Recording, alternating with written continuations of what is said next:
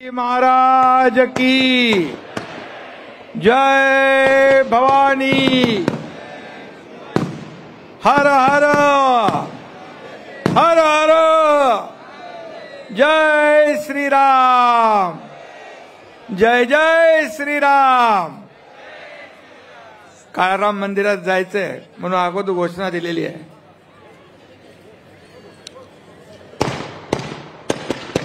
अरे बस झाला बाबा।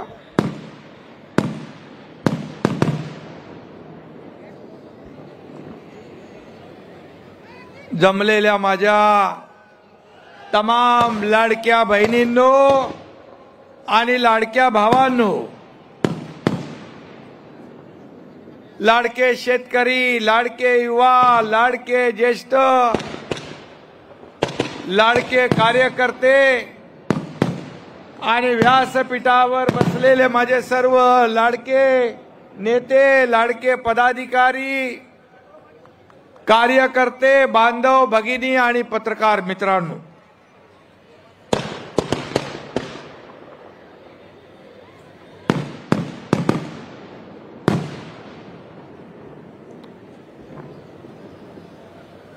झालं काय?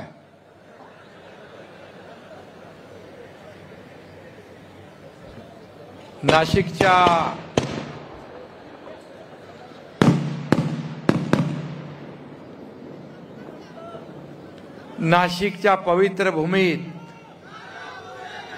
या अद्भुत नाशिकमध्ये आल्यानंतर एक मनामध्ये एक वेगळी ऊर्जा आणि प्रेरणा येते।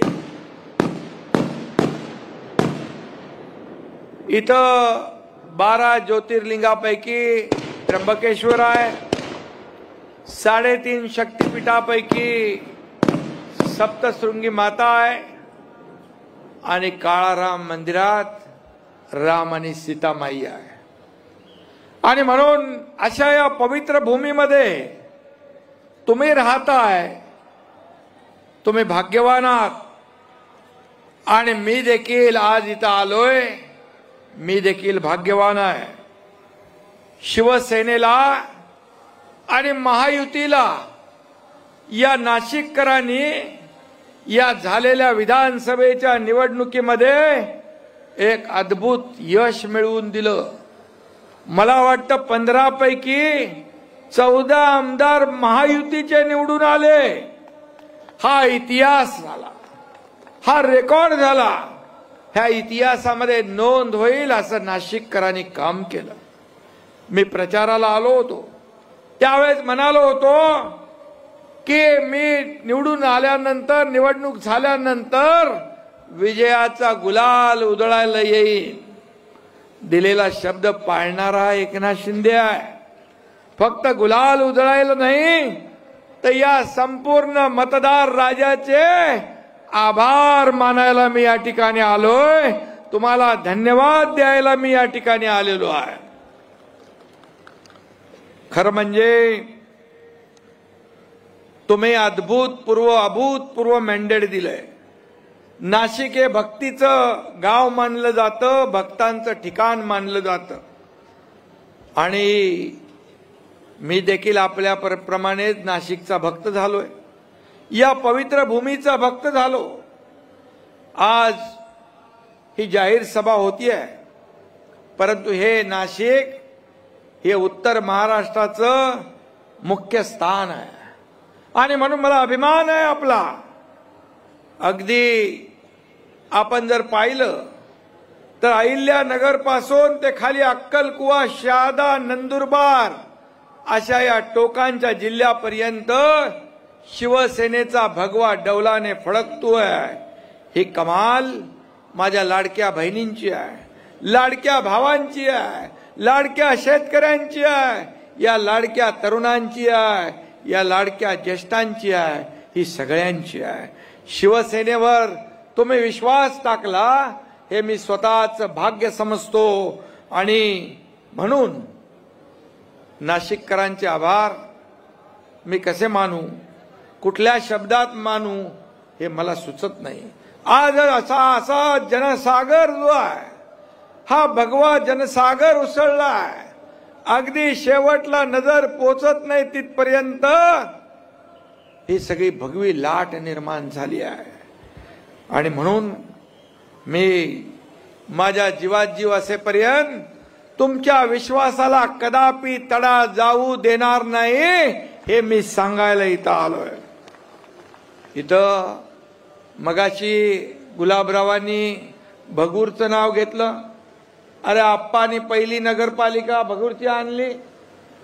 तिथं मध्ये जे मी गेलो होतो, आप्पा पहिले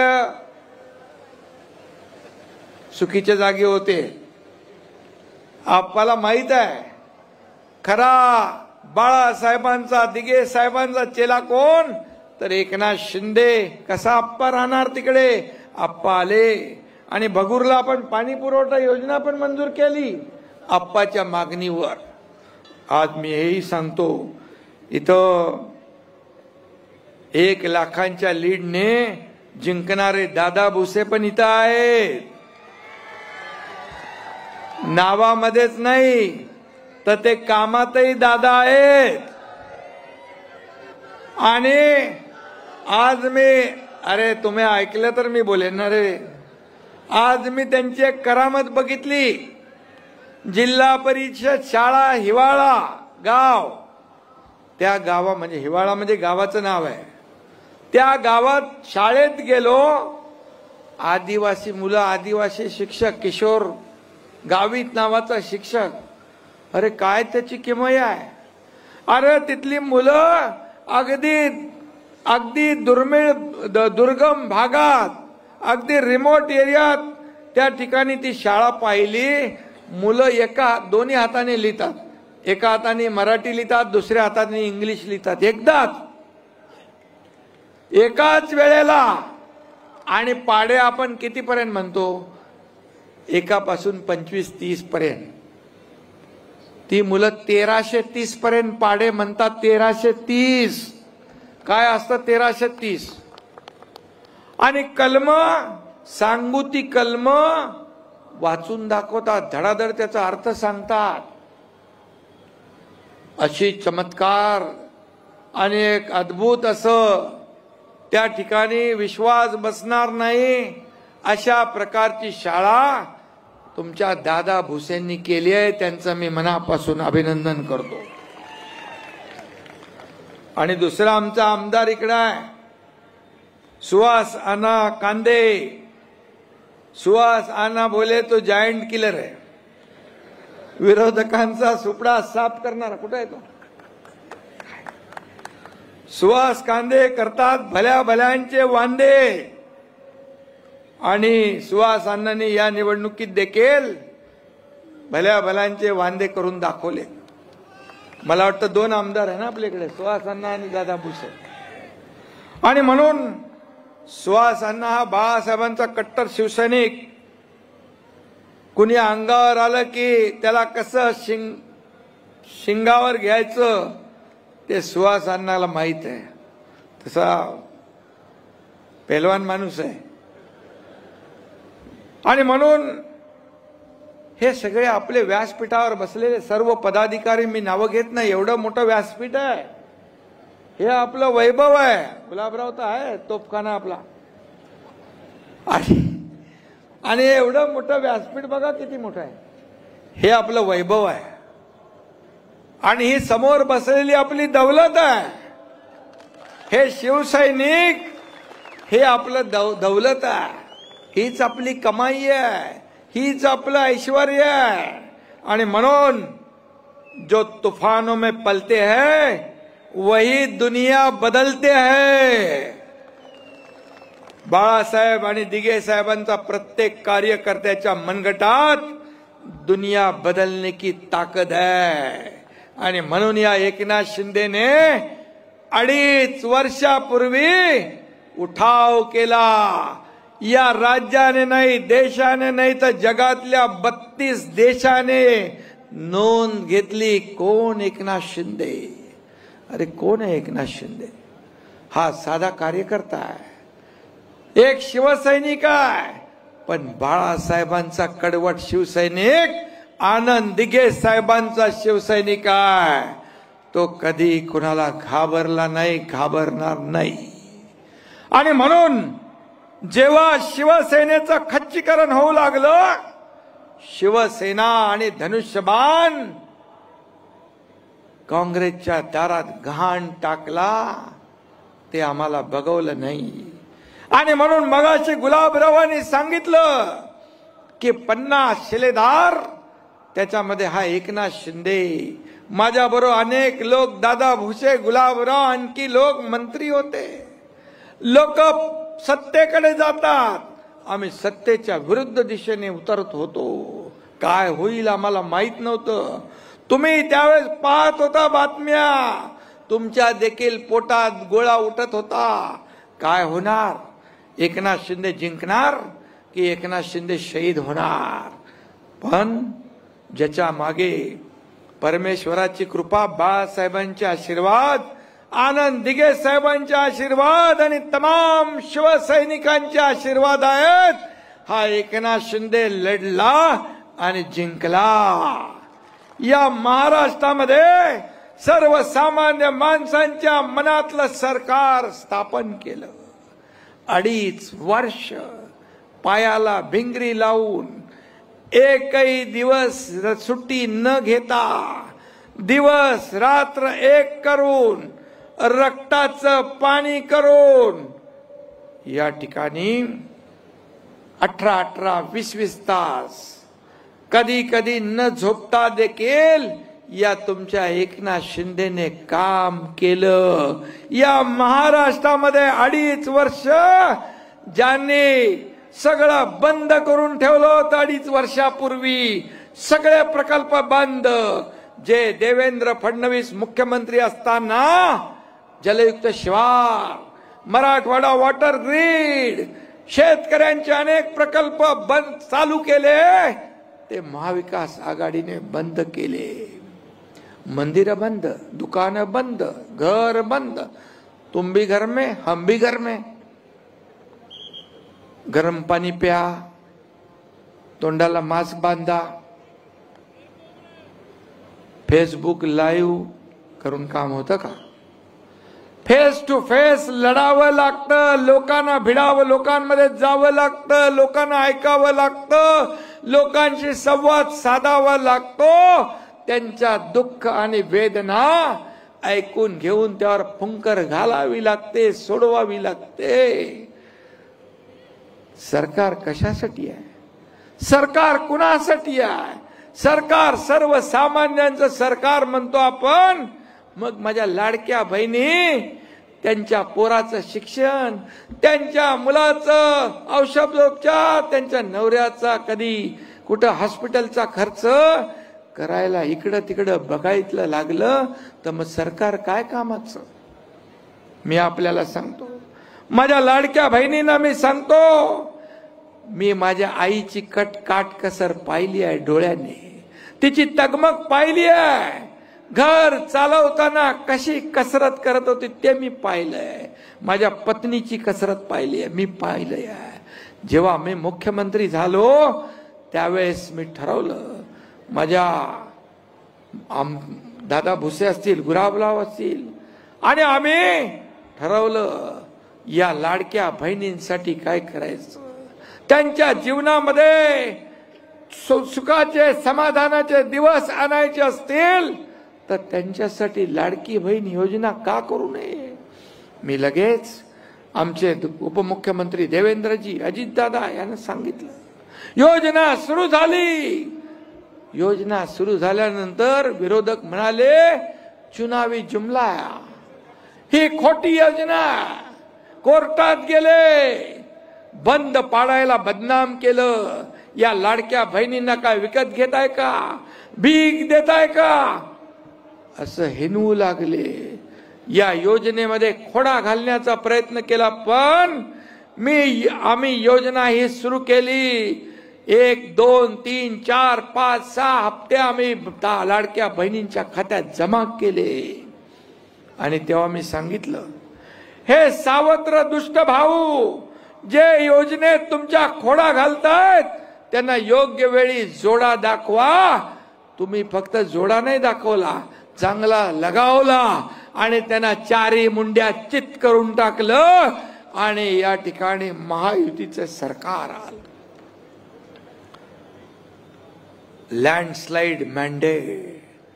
आतापर्यंतच्या इतिहासामध्ये कधीही एवढे आमदार निवडून आले नव्हते, तेवढे आमदार महायुतीचे निवडून आले. मला आठवतंय गुलाबराव इथं दादा भुसे, सुहास कांदे सभागृहात होते. माझं पहिलं भाषण झालं मुख्यमंत्री झाल्यावर. मी तेव्हा सांगितलं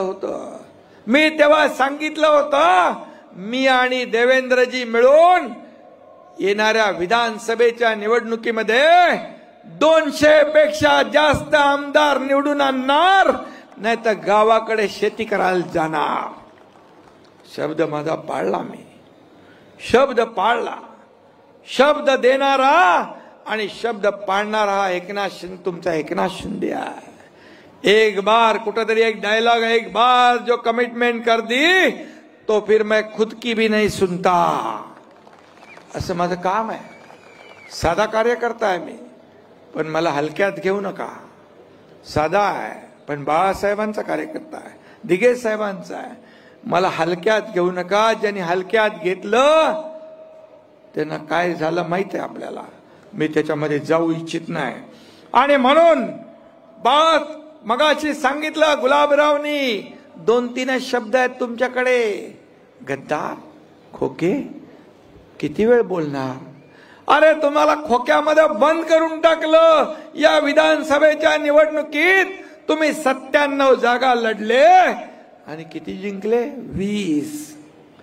हा एकनाथ शिंदे 80 जागा लढला आणि तब्बल 60 आमदार निवडून आणले. हा इतिहास आहे. 15 लाख मतं या तुमच्या शिवसेनेला, धनुष्यबाणाला जादा मिळाली. मग खरी शिवसेना कुणाची? बाळासाहेबांच्या विचारांचे खरे वारसदार कोण? हे जनतेने विधानसभेच्या निवडणुकीत शिक्कामोर्तब केलंय. कशाला रडताय? कशाला जळफळाट होतोय? काल मी पाहिलं, परवा कोणीतरी म्हणालं, अरे आपला दिल्लीला मला पुरस्कार मिळाला, महाप्रतापी महादजी शिंदे यांचा नावाचा. शरद पवार साहेबांनी दिला. महादजी शिंदे यांचे थेट वंशज केंद्रीय मंत्री ज्योतिरादित्य शिंदे होते आणि पुरस्कार मिळाला. पुरस्कार मिळाल्यानंतर झाला जळफळाट, पोटदुखी सुरू झाली. काय काय बोलू लागले. पवार साहेबांनाही अपमानित केलं, साहित्य संमेलन साहित्यिकांना अपमान केलं, महादजी शिंदे यांना अपमानित केलं. माझं तर सोडून द्या, पण एका मराठी माणसाने मराठी माणसाचा सत्कार केला तर एवढी पोटदुखी, एवढा जळफळाट का? का? तुम्हाला झोपता उठता एकनाथ शिंदेच दिसतो. तुम्हाला स्वप्नात देखील एकनाथ शिंदे दिसतो.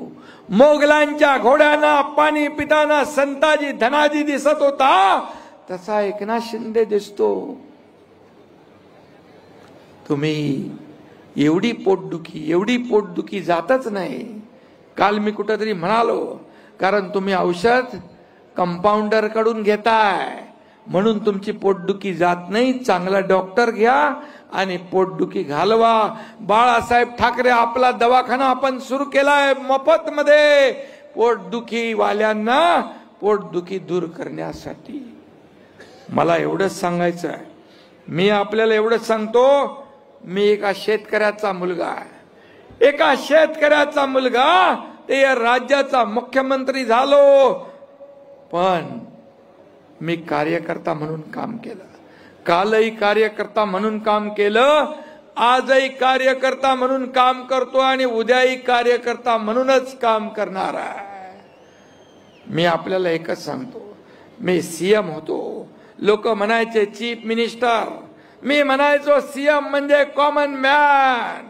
आता देवेंद्रजी मुख्यमंत्री आहेत, मी DCM आहे. आता मी म्हणतो डेडिकेटेड टू कॉमन मॅन, सर्वसामान्य माणसाला समर्पित असं काम हा एकनाथ शिंदे करणार. आणि माझ्या शरीरात रक्ताचा शेवटचा थेंब असेपर्यंत या महाराष्ट्राची सेवा करणार.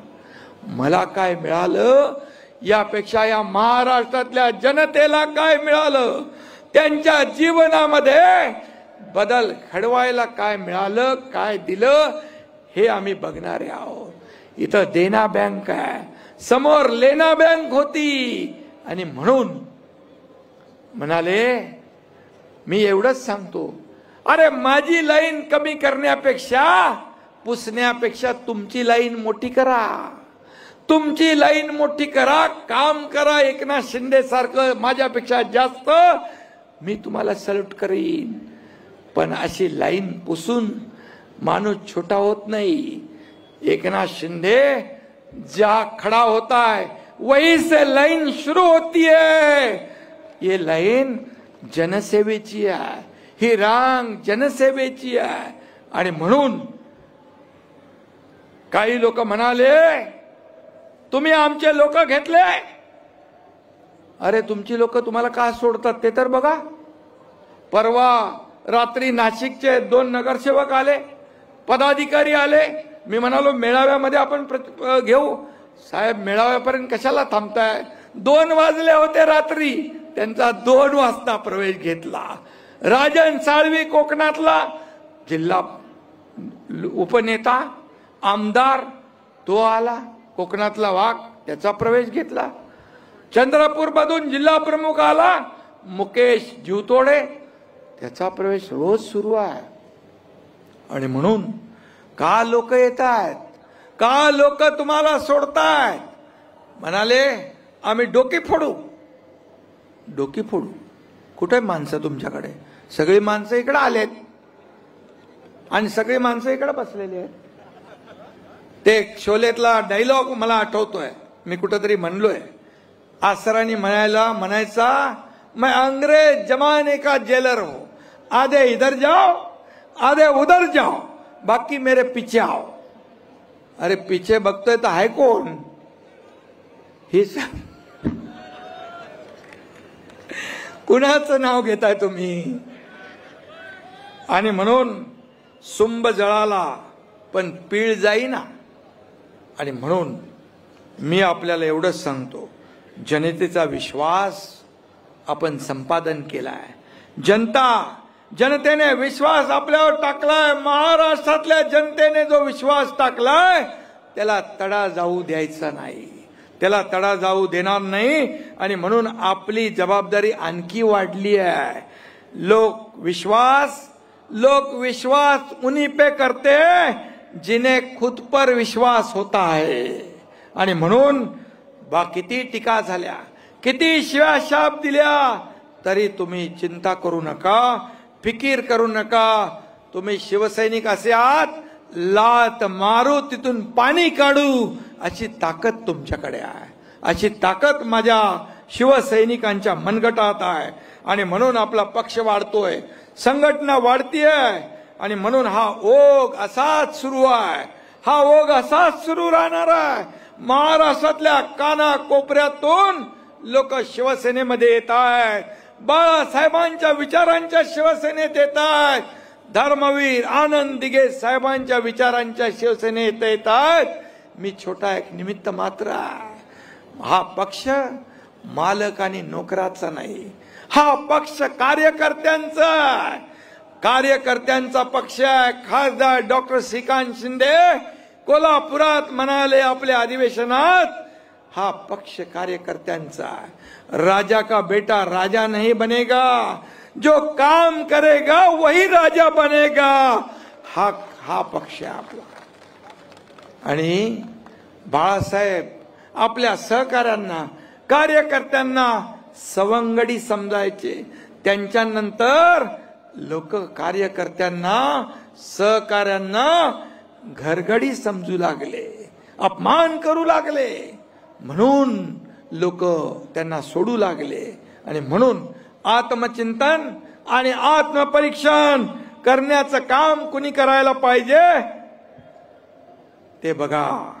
आणि म्हणून मी आपल्याला एवढंच सांगतो, माझ्या व्यासपीठावर बसलेले सगळे पदाधिकारी यांना, मग आमदार, कोणी मंत्री होतो, कोण आमदार होतो, कोण खासदार होतो, कोणी महापौर होतो, हे सर्व कार्यकर्ते आपल्याला मोठं करतात. या व्यासपीठावर बसण्याची हिम्मत आणि पद या सर्व कार्यकर्त्यांच्यामुळे आपल्याला मिळालेत माझ्या सकट. हा कार्यकर्ता, हा शिवसैनिक जीवाचं रान करतो, घरादारावर तुळशी पत्र ठेवतो आणि काम मेहनत करतो, आपल्या नेत्याला निवडून आणतो.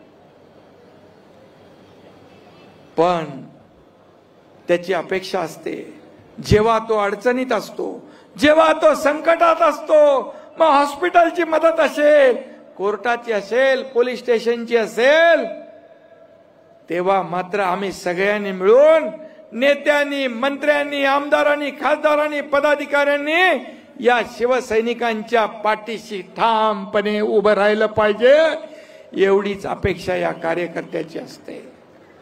हा कार्यकर्ता तुमचा शिवसैनिक जो आहे, बाळासाहेबांच्या विचाराने घडलेला शिवसैनिक, कधी घरादाराची पर्वा करत नाही. हा एकनाथ शिंदे वयाच्या 18-19व्या वर्षी शाखा प्रमुख झाला. शाखा प्रमुख ते मुख्यमंत्री, हा लांब पल्ल्याचा प्रवास करू शकला कारण बाळासाहेबांचे आशीर्वाद, दिघे साहेबांची शिकवण आणि केलेले कष्ट आणि मेहनत, जीवावर बाजी, जीवावर उदार होऊन काम करणारे शिवसैनिक मला माझ्या सोबतीला आहे. हेच माझं वैभव आहे, हेच माझं ऐश्वर्य आहे आणि हीच माझी कमावलेली दौलत आहे. एकनाथ शिंदे कोण आहे? एकनाथ शिंदे निमित्त मात्र आहे. आणि म्हणून मी आपल्याला एवढंच सांगतो की आता आपल्या खासदारांच्या, आमदारांच्या निवडणुका झालेल्या आहेत. आता स्थानिक स्वराज्य संस्था म्हणजे या कार्यकर्त्यांच्या निवडणुका आहेत. जिल्हा परिषद, महापालिका, नगरपालिका ज्या काही निवडणुका आहेत, या निवडणुकांमध्ये आपण काम करायचं. आपण या लोकांसाठी काम करायचं आहे, मेहनत करायची आहे, कष्ट करायचे आहेत. आणि पुन्हा एकदा या महाराष्ट्राला जसं विधानसभेत यश मिळालं, तसं यश पुन्हा या स्थानिक स्वराज्य संस्थांच्या निवडणुकामध्ये मिळाल्याशिवाय राहणार नाही. कारण आपण काम करणारे लोक आहोत. घरी बसणाऱ्या लोकांना कायमचं घरी बसवण्याचं काम या पुढच्या निवडणुकांमध्ये देखील लोक केल्याशिवाय राहणार नाही. कुणाला शिव्या देताय? अगदी प्रधानमंत्री असू दे, केंद्रीय गृहमंत्री असू दे, एकनाथ शिंदे असू दे, राज्याचा मुख्यमंत्री असू दे, कोणी असू दे, निवडणूक आयोग असू दे, सुप्रीम कोर्ट असू दे, सगळ्यांवर आरोप. मगाशी गुलाबरावनी सांगितलं, एवढा मोठा मॅन्डेट मिळाल्यानंतर आता ईव्हीएम वर संशय घेतला, त्यानंतर मतदार याद्यांवर घेतला. म्हणजे जेव्हा तुम्ही जिंकता तेव्हा ईव्हीएम बरोबर आहे आणि जेव्हा तुम्ही हरता तेव्हा ईव्हीएम चुकीचा आहे, मग निवडणूक आयोग चुकीचा आहे, कोर्ट चुकीचा आहे, मतदार याद्या चुकीच्या आहेत. आणि हे जनतेने तुम्हाला दाखवलंय. तुमची जागा जनतेने तुम्हाला दाखवली आहे. आणि म्हणून यामधून तुम्हाला आत्मपरीक्षण, आत्मचिंतन केलं पाहिजे. माझ्याकडे येत आहेत त्यांचं मी स्वागत करतोय, पण तुमच्याकडून का जातायत याचा विचार करा. फक्त एकनाथ शिंदे याला शिव्या शाप, शिव्या शाप 2.5 वर्ष झाले आजही देतायत. पण हा एकनाथ शिंदे तुमच्या आरोपाने नाही तर कामातूनच उत्तर देणार. आणि म्हणून जनतेला तेच पाहिजे, जनतेला हे आवडत नाही. आणि म्हणून ताई लाडकी बहीण काय म्हणते तिकडे आपल्याला मी सांगतो. आता कुंभमेळ्याची बैठक घेऊन आलो आम्ही. कुंभमेळा 2027ला होतोय.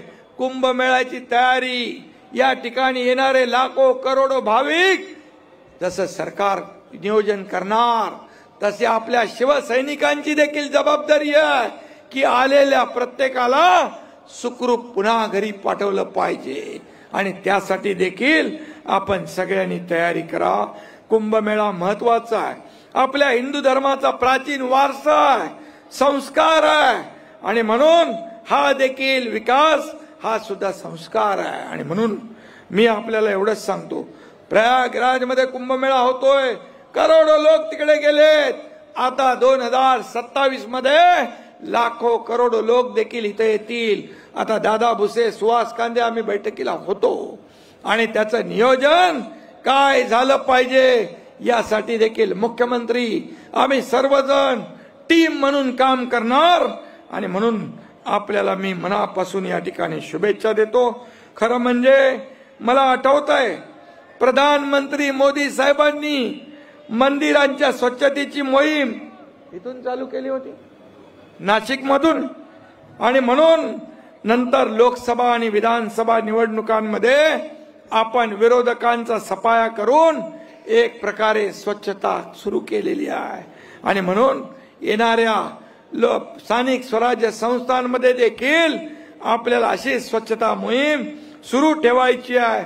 मी आपल्याला एवढंच सांगतो, मला आपल्याकडून एवढीच अपेक्षा आहे, हे शिवसेना गावागावामध्ये पोचवा, गाव तिथे शाखा, घर तिथे शिवसैनिक नव्हे, मनामध्ये मनामध्ये शिवसेना पोचवण्याचं काम आपल्याला करायचं आहे। आणि म्हणून जी सदस्य नोंदणी सुरू आहे, सदस्य नोंदणी सहभागी व्हा, लोकांना सोबत घ्या।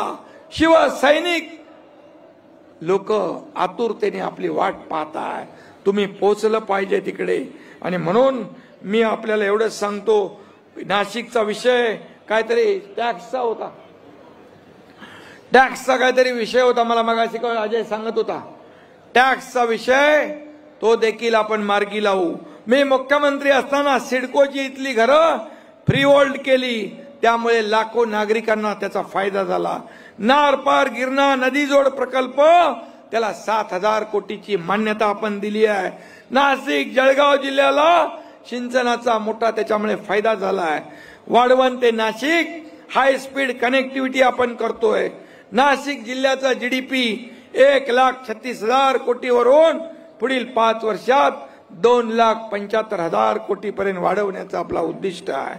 आणि म्हणून या भागामध्ये जे काय आपले शेतकरी आहेत, त्या शेतकऱ्यांच्या, मग द्राक्ष बागायतदार आहे, कांदा, जे कोणी असतील त्यांना बिलकुल मदत करण्याचं काम सरकार करेल आणि सरकार त्यांच्या पाठीशी खंबीरपणे उभं राहील।